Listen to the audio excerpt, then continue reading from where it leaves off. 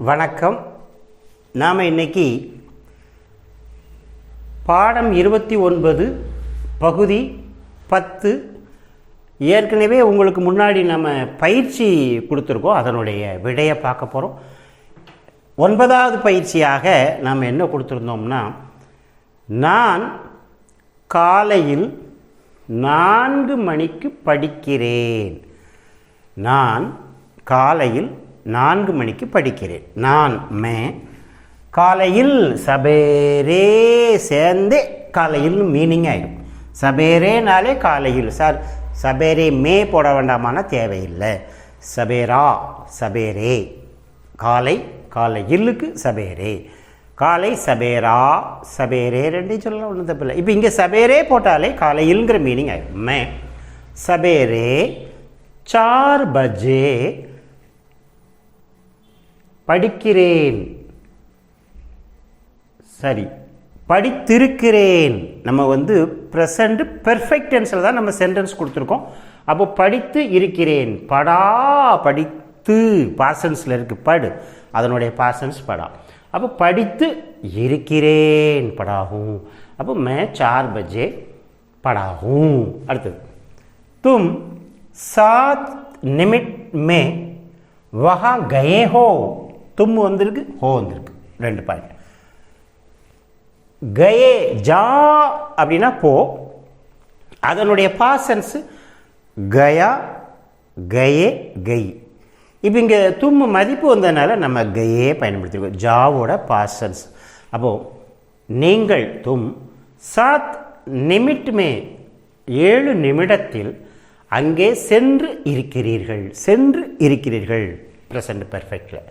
तुम 7 निमिट में वहाँ गए हो. राइट. அடுத்து, 12 गाँवों में कितने जने काम किए हैं. இப்போ இந்த இடத்துல பாருங்க, 12 நமக்கு தெரிஞ்ச வார்த்தை, गाँवों கிராமங்களில், பின்னால் வேற்றுமை உறுப்பு இல் வந்ததுனால காவு காவே அந்த மாத்திரை ஓங்கு மாத்திரையாக மாற்றணும், ப்ளூரல். அப்போ 12 गाँवों में 12 கிராமங்களில், கித்தனே ஜனே மக்கள் நிறைய பேர். அப்போ ஜனே கித்தனே ஜனே காம் கியே ஹே கர், கர்ன செய், செய்யோட கரோட பாசன்ஸ் கியா கியே கீ. பெண்பாளாக இருந்தால் செய்தாள் அப்படின்னா கீ. இப்போ இங்கே 12 गाँवों में कितने जने काम किए हैं. 12 கிராமங்களில் எத்தனை பேர் வேலை செய்து இருக்கின்றனர், செய்து இருக்கிறார்கள். கியே கரோட பாசன்ஸ், கர் அதனோட பாசன்ஸ் கியா கியே கீ. பெண்பால்னா கீ, ஞாபகம் வச்சுக்கோங்க. ரைட். அடுத்து, பாபநாசம் में आज अनेक भक्त आए हैं. பாபநாசம் ஊர் பேர். நம்ம ஒரு பொதிகை மலையோட தாமிரபரணி அந்த நீர் ஆறானது ஓடி தரையை தொடுத இடம் தான் இந்த பாபநாசம். பாபநாசம் மே ஆஜ் இன்று அநேக பக்து நிறைய பக்தர்கள் ஆயே ஹே வந்து இருக்கின்றனர். இதில் என்ன இருக்குது, ஆவோட பாசன்ஸ் ஆயா ஆயே ஆயி. அப்போ இங்கே ஆயே அதனுடைய வந்திருக்கு. மற்றதெல்லாம் சாதாரண, இதில் எந்த பெரிய பிரச்சனை இல்லை. பாபநாசமே பாபநாசத்தில் ஆஜ் இன்று அநேக நிறைய பக்தர்கள் ஆயேஹே வந்திருக்கின்றனர். அடுத்தது பாருங்க, வித்யார்த்தி और विद्यार्थिनियों को. கோ வேற்றுமை உறுப்பு, இக்கு ஐ, எனக்கு உனக்கு என்னை உன்னை, அந்த இக்கு கோ ஐக்கு இந்த கோ பயன்படுத்தும். அப்போ மாணவ மாணவியருக்கு, மாணவ மாணவியரோக்கு என்னன்னாலும் சொல்லிக்கலாம். அந்த வித்யார்த்தினி யோங்கு அது போட்டிருக்கோம், ஞாபகம் வச்சுக்கோங்க. மாணவ மாணவியர்களுக்கு ஹோஷியாரி சே திறமையோடு, திறமையாக. அந்த சேக்கு நம்ம மீனிங் பார்த்தோம், ஆள் இருந்து ஓடு நிறைய இருக்குது. இப்போ இந்த இடத்துல திறமையோடு ஹோஷியாரி சே. கேள்தே ஹோங்கே விளையாடி இருக்கலாம். கேள்தே ஹோங்கே மாணவ மாணவியருக்கு நல்ல முறையில் விளையாடி இருக்கலாம். நம்ம பேச்சு வழக்கில் அப்படி சொல்லும்போது ஸ்டூடெண்ட்ஸு நல்ல முறையில் விளையாண்டுருக்கலாம் அப்படி சொல்லுவோம்ல, அதுக்கு இப்படி தான் சொல்லணும். வித்யார்த்தியை ஒரு வித்யார்த்தினுக்கோ ஹொஷியாரி சே கேள்த்தே ஹோங்கே. ஆக்சுவலாக இந்த இடத்துல விளையாட அப்படிங்கிறதுக்கு நமக்கு எழுதலாம். ஆனால் நம்ம படித்ததில் இந்த ப்ரெசன்டென்ஸை காமிச்சு, அதாவது டவுட்ஃபுல் ப்ரெசன்ட்னா வெர்பில் ப்ரெசன்டென்ஸ் மாதிரி காமிக்கணும். ப்ரெசண்ட் ஏன்னா நிகழ்கால சந்தேகத்தை காட்டும் நிகழ்காலம் சொல்லணும். கேத்தே ஹோங்கே அவ்வளோதான். இது ஒரு நல்ல நினைவில் வச்சுக்கலாம். அடுத்தது பாருங்கள், நான் கூட சீக்கிரம் பதில் கொடுத்திருக்கலாம். மேபி நான் கூட, ஜல்தி சீக்கிரம், ஜவாப் பதில், தேதா ஹூங்கா நான் கூட கொஞ்சம் சீக்கிரமாக பதில் சொல்லியிருக்கலாம் கொடுத்துருக்கலாம் அப்படிங்கிற மாதிரி மீனிங்கில் அது வருது. மேபி ஜல்தி ஜவாப் தேதா ஹூங்கா. ப்ரெசண்டில் இப்போ சந்தேகத்தை காட்டும் நிகழ்காலம். நிகழ்காலத்தில் அந்த வெறுப்பு கண்டிப்பாக நிகழ்காலம். இப்போ இதே இது ஹூங்காக்கு போல தேதா ஹூனா கொடுக்குறேன், தேதா ஹூங்கானா கொடுத்துருக்கலாம். இவ்வளோதான் வித்தியாசம். அடுத்தது பாருங்கள் 15வது, அத்தியாபிகா अपनी विद्यार्थियों को अच्छी तरह सिखाती होगी. இந்த இடத்துல மதிப்புக்காக ஹோங்கின்னு கூட நம்ம வச்சுக்கலாம். ஏன்னா ஆசிரியையும் கூட மதிப்பு கொடுத்துக்கலாம். ஹோங்கி ஒரு புள்ளி கூட வச்சுக்கலாம். அப்போது ஆசிரியர், அதாவது இந்த இடத்துல ஆசிரியை வந்திருக்கு, அத்தியாபிகா ஆசிரியை தனது மாணவர்களுக்கு தனது மாணவர்களுக்கு வித்யார்த்தியோங்கு யோங்கையா வந்திருக்கு, பின்னால் வேற்றுமை உறுப்பு, அதனால் ப்ளூரலில் ஓங்கு மாத்திரை சேர்க்கணும். நம்ம ஏற்கனவே படிச்சிருக்கோம். அப்போது ஆசிரியை தனது மாணவர்களுக்கு அச்சி தர சிறப்பாக, நல்ல முறையில், நல்ல விதமாக, நல்லபடியாக என்னன்னாலும் சொல்லலாம். அச்சி தர சிகாத்தி ஹோங்கி சொல்லி கொடுத்துருக்கலாம், கற்பித்திருக்கலாம். இந்த இடத்துல ஹோங்கிக்கு ஒரு புள்ளி வச்சுக்கோங்க. அப்போ அந்த ஹோங்கி அப்படிங்கிறதுக்கு நமக்கு புள்ளி இருந்தால் ஒரு மதிப்பு, அந்த இங்கு ஒரு உச்சரிப்பு சேர்க்கறது ஹோங்கின்னா அந்த மதிப்பு. ஹோகி ஒரு பெரிய தப்பு, ஒன்றும் பெரியவில்லை. அப்போது அத்தியாபிகா அப்படி வித்யார்த்தியோங்கோ அச்சி தர சிகாத்தி ஹோகி. அவ்வளோதான். இது போக இன்னும் உங்களுக்கு நிறைய குட்டி குட்டியாக, அதை சிறு வாக்கியம், நம்ம ஃபுல் சென்டென்ஸாக கொடுக்காம குட்டி குட்டியாக வெர்பை மட்டும் இந்த மாதிரி ப்ரெசன்டென்ஸு, ப்ரெசண்ட் பெர்ஃபெக்ட்டு, சந்தேகத்தை காட்டும் நிகழ்காலத்தில் எப்படிங்கிறது நம்ம அடுத்து பயிற்சி கொஞ்சம் கொடுத்துருக்கோம். அதையும் நீங்கள் எழுதி பாருங்கள். இதை பார்த்துட்டு அதுக்கப்புறம் நெக்ஸ்ட் படத்தை பார்ப்போம். நன்றி, வணக்கம். வணக்கம். நாம் தொடர்ந்து ப்ரெசன்ட் டென்ஸ், ப்ரெசண்ட் பெர்ஃபெக்ட்,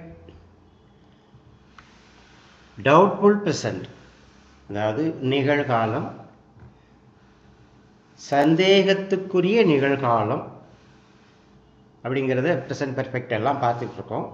உங்களுக்கு அதில் நிறைய பயிற்சிகள் நம்ம கொடுத்துருக்கோம். அந்த பயிற்சிகள் நிறைய நீங்கள் எழுதி படித்தால் தான் அதில் நல்ல எளிமையாக பேசுவதற்கு எழுதுவதற்கும் வரும். இந்த 29வது பாடத்தை நம்ம ரொம்ப நாளாக கொண்டு போய்கிட்டே இருக்கோம்னா அதில் அவ்வளவு முக்கியத்துவம் இருக்குது. அதாவது ஒரு இலக்கணத்தை, ஒரு கிராமரை, ப்ரெசன்டென்ஸை நாம் எப்படி பேசுகிறது எழுதுறதுங்கிறத இதில் நிறைய ப்ராக்டிஸ் பண்ணிக்கிட்டே தான் இருக்கோம். அந்த ப்ராக்டிஸ் வரிசையில் இன்னும் உங்களுக்கு நிறைய பயிற்சிகள் நாம் இதில் தந்துட்டுருக்கோம். சிறு சிறு வாக்கியங்கள், நீளமான வாக்கியங்கள் இல்லை. அதாவது வெர்பை எப்படி ப்ரெசன்டென்ஸில் சொல்கிறதுங்கிறதுக்காக ஒரு சில பயிற்சிகள் நாம் இதில் கொடுத்துருக்கோம். இப்போ உங்களுக்கு இந்த பயிற்சி 1ல் பாருங்கள், தூங்குகிறாள். அப்போ தூங்குகிறாள், தூங்குதலுக்கு வெர்பு என்னன்னு தெரியும். ப்ரெசன்டென்ஸை குறிக்கிறது, பெண்பாலை குறிக்கிறது. அப்போ தூங்குகிறாளுக்கு எப்படி எழுதணும் அதை எழுதிக்கலாம், நீங்கள் எழுதணும். அடுத்தது வருகிறார்கள், நான் ஆண்பால் அப்படின்னு கொடுத்துருக்கேன். வருகிறார்கள்ங்கிறத வச்சு நீங்கள் ப்ளூரல் பன்மைன்னு தெரிஞ்சுக்கலாம். அப்போ ஆண்பாலுக்கு எப்படி எழுதணும்? வருகிறார்கள், வருகிறது, வா வருதல், அதுக்கு என்ன வெர்பு? அதை ப்ரெசன்டென்ஸில் வருகிறார்கள்னு நம்ம ஹிந்தியில் எழுதணும் சொல்லணும்னா என்னது, அதுக்கு நீங்கள் எழுதலாம். அடுத்தது 3வது சாப்பிடுகிறான், சாப்பிடுகிறான், அதுக்கு என்னது? நமக்கு சாப்பிடு அப்படிங்கிறதுக்கு நமக்கு தெரியும். ஒரு ப்ரெசன்டென்ஸில் ஆண்பால் ஒருமையாக இதில் நாம் கொடுத்துருக்கோம். நீங்கள் அந்த சாப்பிடுகிறான்ங்கிறத வச்சு அதை கண்டுபிடிச்சிக்கலாம். அதுக்கு நீங்கள் எழுதணும். அப்புறம் ஓடுகின்றார்கள், பெண்பால். ஓடுகின்றார்கள், ஓடுகிறார்கள் அல்லது ஓடுகின்றார்கள், ரெண்டு ஒன்று தான். அதுக்கு எழுதுங்க. 5வது பாருங்கள், விழித்திருக்கின்றனர், அதாவது தூங்காமல் முழிச்சுக்கிட்டு இருக்காங்க அப்படி சொல்கிறதுக்கு விழித்திருக்கின்றனர் நம்ம எழுதியிருக்கோம். ஆண்பாலாக, ஆண்பால் ப்ளூரல் பன்மை, அதில் அந்த விழித்திருக்கின்றனர் அப்படிங்கிற ப்ளூரலில் வந்திருக்கு. அதை வச்சு நீங்கள் கண்டுபிடிச்சிக்கலாம். அப்புறம் கற்கின்றாள், அதாவது படிக்கிறாள் சொல்கிறத கற்கிறாள், நம்ம லேர்ன் பண்ணுறது, நம்ம ரீடுங்கிற மீனிங்கில் இல்லாமல் ஒரு சொல்லி கொடுத்தல் அப்படின்னா டீச், லேர்னுன்னா நாம் கற்கிறது. அப்போ அதுக்கு ஹிந்தியில் என்ன வெர்பு, அதை கற்கின்றாள் அப்படின்னு நீங்கள் எழுதணும்னா அதுக்கு என்ன செய்யணும் எழுதுங்க. அடுத்தது 7வது பாருங்க, இது விரும்பி இருக்கிறார்கள் அப்படின்னு வருது. விரும்பி இருக்கிறார்கள் ஆண்பாலாக ப்ளூரல், அந்த விரும்பி இருக்கிறார்கள்ங்கிறது காமிக்கும். இப்போ இது என்ன இதில் இருக்குது, ப்ரெசன்ட் பெர்ஃபெக்ட் டென்ஸில் விரும்பி இருக்கிறார்கள். அப்போ நீங்கள் விரும்பி இருக்கிறார்களுக்கு என்ன எழுதணும் அதை நீங்கள் எழுதுங்க. அப்புறம் கூறியிருக்கின்றனர், கூறுதல் நம்ம படிச்சிருக்கோம், கூறு சொல் கூறு, அதுக்கு என்ன வேர்டு. அப்போ கூறி இருக்கின்றனர் பெண்பால், அப்போ கூறி இருக்கின்றனருக்கு என்னங்கிறத நீங்கள் எழுதணும். பாடி இருக்கின்றான் 9வது வந்து பாருங்க, பாடி இருக்கின்றான். அப்போ பாடி இருக்கின்றான் பாடுதலுக்கு இருக்குது, பாடி இருக்கின்றான் இருக்குது, அதுக்கு என்னன்னு போயிடுது. 10வது குளித்திருக்கின்றனர், குளிச்சிருக்காங்க அப்படி நம்ம சொல்கிறோம்னா பேச்சு வழக்கில் குளிச்சிருக்காங்க, அதை குளித்திருக்கின்றனர் ஆண்பால், அதுக்கு நீங்கள் எழுதணும். 11வது பாருங்க, பேசியிருக்கிறார். பேசியிருக்கிறார், பேசுதல், அங்கே கூறுதல் கொடுத்துருக்கோம், இங்கே பேசுதல் கொடுத்துருக்கோம், அதுக்கு வேறு வேர்டு, இதுக்கு வேறு வேர்டு நீங்கள் பயன்படுத்தணும். அப்போ பேசி இருக்கிறார் ப்ரெசன்ட் பெர்ஃபெக்ட், அதில் நீங்கள் எழுதணும். அடுத்தது 12வது பாருங்க, காட்டி இருக்கிறார்கள். காட்டி இருக்கிறார்கள் ஆண்பாலில், அப்போ அதுக்கு என்னன்னு நீங்கள் எழுதணும். அடுத்தது பாருங்க 13வது, அழுதிருக்கிறாள். அழுதுருக்கா அப்படின்னு நம்ம சொல்கிறோம்னா அழுதிருக்கிறான், இந்த ஆண்பாலில் இருக்குது, ஆண்பால் ஒருமையில் இருக்குது, அழுதிருக்கிறான், அதுக்கு என்னென்னு எழுதணும். பெண்பாலில் அடுத்தது வாங்கி இருக்கிறார்கள், வாங்குதல் அப்படிங்கிற வெர்பை பயன்படுத்தி வாங்கி இருக்கிறார்கள் பெண்பால் எழுதணும். 15வது தெரிந்திருந்தார்கள், அவங்களுக்கு அது விஷயம் தெரிஞ்சிருக்கு அப்படி சொல்கிற மாதிரி தெரிந்திருந்தார்கள் பெண்பால். சுற்றி இருக்கிறார்கள், ரவுண்ட் அடிச்சிருக்காங்க அப்படின்னு நம்ம சொல்கிறதுக்கு பேச்சு வழக்கில் நிறைய ஆங்கிலத்தை தான் நம்ம யூஸ் பண்ண ஆரம்பிச்சிட்டோம். சுற்றி இருக்கிறார்கள், அதாவது சுற்றி இருக்கு, நல்ல எல்லா இடத்தையும் சுற்றி பார்த்துருக்காங்கிற அந்த மீனிங்கில் சுற்றி இருக்கிறார்கள் பெண்பாலில் நீங்கள் எழுதணும். 17வது என்னது, காதால் கேட்டிருந்தார்கள் ஆண்பால். ஏன் சார் காதால் அப்படின்னா, நம்ம ஹிந்தியை பொறுத்த மட்டும் காதால் கேட்கறது, கையால் கேட்கறது, வாயால் கேட்கறது, 3க்கு வெவ்வேறு வேர்டு. அப்போ நம்ம கேட்டல்ங்கிறது எல்லாத்துக்கும் தமிழில் ஒரே இதை தான் பயன்படுத்துகிறோம். கேள் அப்படின்னாலே வாயால் கேட்குறதுக்கும் அந்த கேள் தான், கையால் கேட்குறதுக்கும் கேள் தான். இப்போ உதாரணமாக நம்ம பாட்டு கேட்கிறான் நம்ம சொல்கிறோம், வாயால் 5 ரூபாய் தா அப்படின்னு கேட்குறோம், கையால் கேட்குறது அந்த புத்தகத்தை தா. அப்போ எல்லாமே கேட்குறதுங்கிறத வச்சு தான் நாம் அதை மீனிங்கில் பண்ணுறோம். அப்போது இங்கே வந்து நமக்கு ஹிந்தியில் 3க்கும் 3 விதமான வெவ்வேறு வெறுப்பு இருக்குது. அதை நீங்கள் காதால் கேட்டு இருந்தார்கள் அதுக்கு என்னென்னு எழுதணும். 18வது கையால் கேட்டு இருந்தார்கள், இது பெண்பால் எழுதணும். அடுத்தது 19 பாருங்கள், திறந்திருந்தார்கள் ஆண்பால் எழுதணும். 20வது நடந்திருந்தார்கள் ஆண்பால் எழுதணும். அடுத்தது 21 கீழே விழுந்திருக்கலாம். பாருங்க, சந்தேகத்தை காட்டும் நிகழ்காலத்தில் இருக்கு. கீழே விழுந்திருக்கலாம் ஆண்பால் ஒருமையில் எழுதணும். அப்புறம் சாப்பிட்டு இருந்திருக்கலாம் அப்படின்னு நம்ம அதை சுருக்கமாக கூட நம்ம சொல்லலாம். சாப்பிட்டுருந்துருக்கலாம், அதை சாப்பிட்டு இருந்திருக்கலாம் ஆண்பால். வாசித்திருக்கிறேன், இது ஒரு ப்ரெசன்ட் டென்ஸில் தான் வந்திருக்கு. வாசித்திருக்கிறேன் ஆண்பால்.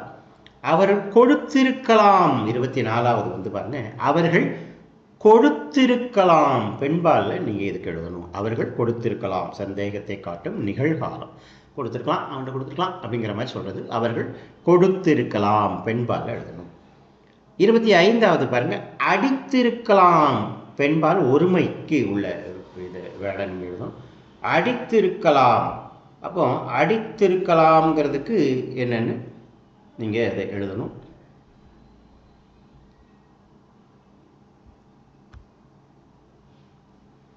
அடுத்ததாக 26 நான் விட்டிருக்கலாம் அப்படின்னு நம்ம பேசுகிறோம்ல, அந்த விட்டு இருக்கலாம். அடுத்தது 27 அவர் புறப்பட்டிருக்கலாம், அவர் கிளம்பியிருக்கலாம், அவர் புறப்பட்டிருக்கலாம் அப்படின்னு நம்ம சொல்கிறத அவர் புறப்பட்டிருக்கலாம். 28வது அவள் உட்கார்ந்திருக்கலாம், அவள் உட்கார்ந்திருக்கலாம். 29வது அண்ணன் குதித்திருக்கலாம், அண்ணன் குதித்திருக்கலாம். இப்போ மேலேருந்து எங்கேயோ ஒரு இடத்துலேருந்து கீழே குதிச்சுக்கிற அந்த மாதிரி இதுக்கு இது அண்ணன் குதித்திருக்கலாம். 30வது தங்கை வாயால் கேட்டிருக்கலாம், தங்கை வாயால் கேட்டிருக்கலாம். அப்போ ஒரு குட்டி குட்டியாக ஒரு 30 சிறு வாக்கியம் உங்களுக்கு கொடுத்துருக்கோம். இது நம்ம அந்த present tense, present perfect, doubtful ப்ரெசண்ட்டுன்னு சொல்லக்கூடிய அந்த 3த்துக்கும் நீங்கள் ஒரு பயிற்சியாக எடுத்துக்கலாம். நல்ல நிறைய பயிற்சி பண்ண தானே எழுதுறதுக்கு பேசுறதுக்கு நல்ல சுலபமாக இருக்கும். ரைட், இப்போ நாம் இந்த பாடத்தில் அடுத்து தொடர்ந்து என்ன என்பதை அடுத்த வீடியோவில் காணலாம். நன்றி, வணக்கம்.